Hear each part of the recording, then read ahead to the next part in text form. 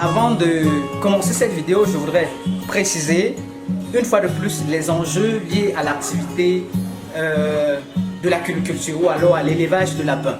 Alors, ce qui est important de connaître, c'est que l'élevage du lapin ne nécessite pas un gros investissement pour démarrer, ne demande pas un très grand espace pour démarrer.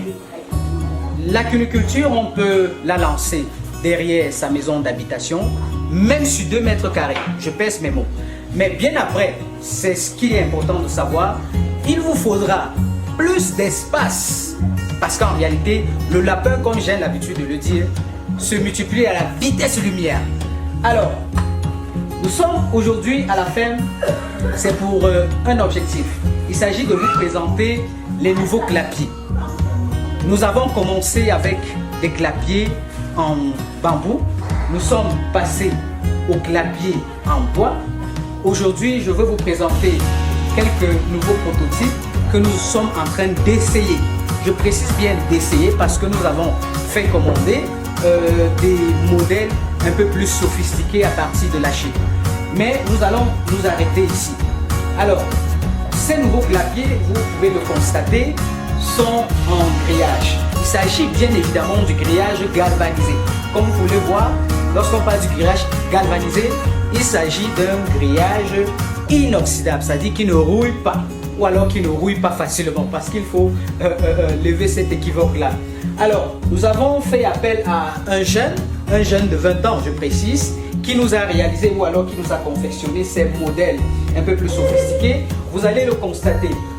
Ce sont des modèles un peu plus pratiques avec un grillage qui permet de retenir uniquement les sels. Vous connaissez déjà le système de pipette. Il s'agit plutôt d'un système d'abreuvoir automatique, c'est-à-dire lorsque le lapin va exercer une pression à ce niveau, l'eau va ressortir automatiquement. Voilà, donc c'est un modèle assez pratique et très facile à nettoyer. Vous le constatez seul. Pour retirer les sels en matinée, il faut juste faire coulisser le grillage et puis le remettre facilement. Maintenant, à côté, il y a ces mangeoires que nous avons également essayés, qui, du moins, on va dire, ne sont pas assez sophistiqués, mais qui nous permettent d'alimenter également de façon un peu automatique nos animaux. Donc, c'est la petite précision que je voulais faire. Nous avons fait commander justement 2 clapiers, un clapier de 8 caches et un clapier de 12 caches. Vous pouvez le constater. Donc voilà, ces modèles-là que nous avons essayés. Et je peux vous dire qu'en réalité, ils sont très pratiques. Très pratiques. Alors, je voudrais par cette vidéo recommander à tous ceux qui hésitent encore à se lancer dans cette activité que nous allons vous montrer l'évolution de la ferme step by step. Nous avons commencé il y a quelques années et nous avons voulu faire les choses autrement. L'activité cunicole peut parfaitement nourrir son homme. Je pèse mes mots, mais alors, il faut avoir des connaissances, je précise bien des connaissances pratiques, des connaissances fondamentales avant de se lancer. Il faut avoir des connaissances pratiques avant de se lancer, c'est très important.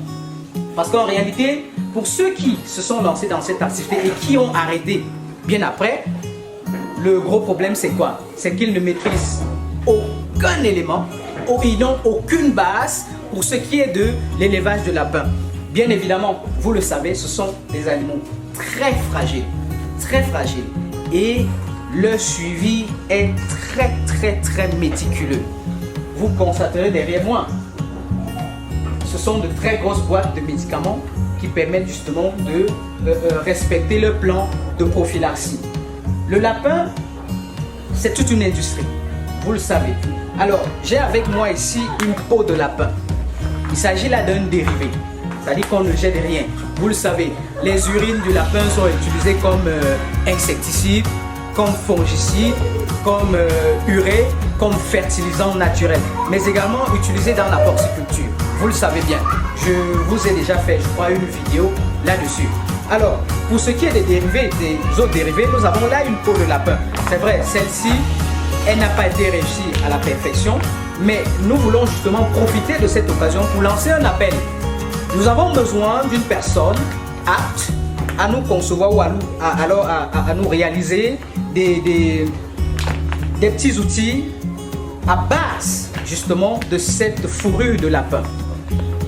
Comme je le disais, elle a raté, on peut le dire, parce que quand vous pliez là, c'est pas très flexible, Mais nous avons besoin de quelqu'un qui maîtrise d'abord le processus de tannage.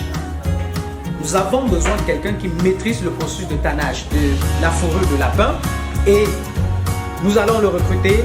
On va travailler ensemble et on va en faire un secteur justement de notre industrie. Parce que justement, le lapin, nous ne voulons pas que le produit, nous transformons déjà.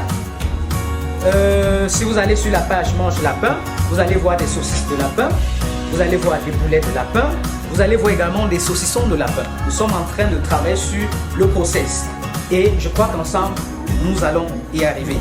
Je précise encore bien, nous avons besoin de quelqu'un qui maîtrise le process de tannage des fourrures de lapin pour compléter justement l'industrie. Et comme je l'ai dit, d'ici 2 mois, nous allons revenir à la ferme. J'ai dit 2 mois. Nous allons revenir à la ferme et vous montrer le nouveau matériel.